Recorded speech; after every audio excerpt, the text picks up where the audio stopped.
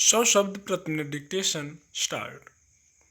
इस वक्त जब कोरोना की श्रृंखला तोड़ने के लिए टीकाकरण अभियान में तेजी लाने पर जोर दिया जा रहा है और अपेक्षा की जा रही है कि इसमें चिकित्सा कर्मी सक्रिय योगदान देंगे, तब इस मामले में किसी भी तरह की लापरवाही स्वाभाविक रूप से ध्यान खींचती है।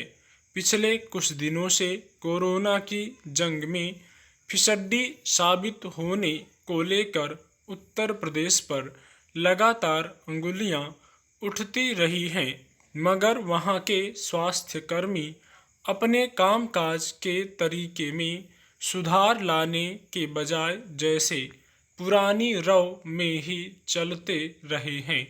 इसी का ताज़ा उदाहरण सिद्धार्थनगर के एक टीकाकरण केंद्र पर पहली खुराक में कोविशील्ड लगवा चुके 20 लोगों को दूसरी खुराक के रूप में कोवैक्सीन लगा देने का मामला है।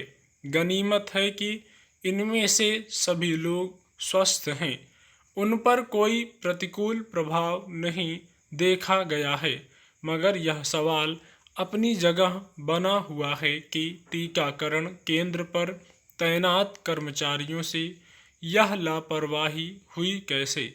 पिछले महीने शामली में भी 3 महिलाओं को कोरोना टीके की जगह कुत्ते के काटने पर लगाया जाने वाला एंटी रेबीज टीका लगा दिया गया। तब उस मामले में लीपापोती करके रफा दफा कर दिया गया था।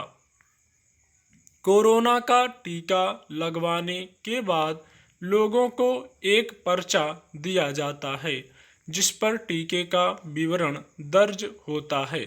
दूसरी खुराक लेते वक्त वह पर्चा चिकित्सा कर्मियों को दिखाना पड़ता है ताकि उन्हें अंदाजा लग सके कि पहले उन्होंने कौन सा टीका लिया था।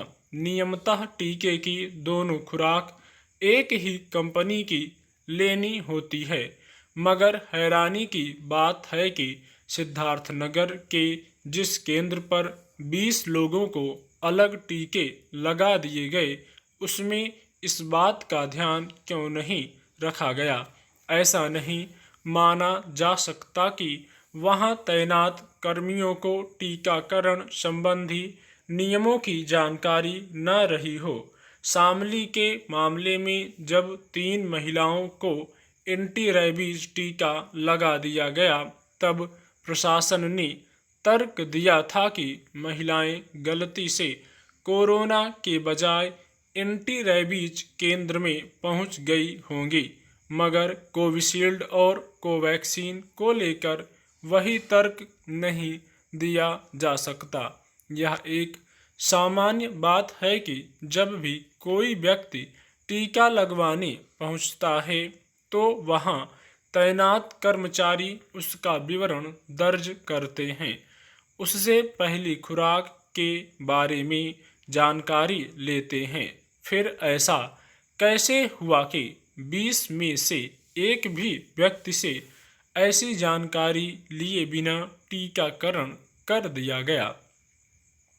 यह समझना मुश्किल नहीं है कि सरकारी अस्पतालों, खासकर प्राथमिक स्वास्थ्य केंद्रों पर जिस तरह स्वास्थ्यकर्मी इलाज वगैरह के मामले में लापरवाही और मनमानी करते देखे जाते हैं, उनकी वही आदत टीकाकरण के मामले में भी प्रकट हुई। ज़्यादा संभावना इसी बात की है कि उस केंद्र के स्वास्थ्य कर्मियों ने अपनी तरफ से तर्क गढ़ लिया होगा कि दोनों टीके चूंकि कोरोना के खिलाफ प्रतिरोधक क्षमता विकसित करने के लिए ही लगाए जा रहे हैं, तो कोई भी लगा दो, क्या फर्क पड़ता है। ऐसे ही तर्कों के आधार पर कई जगह पशुओं की दवाइयां आदमियों को देने के मामले भी उजागर हो चुके हैं।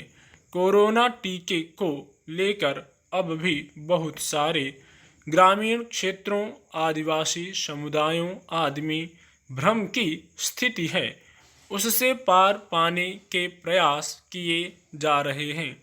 ऐसे में कुछ चिकित्सा कर्मियों की मनमानी और लापरवाही इस अभियान में और बाधा खड़ी कर सकता है।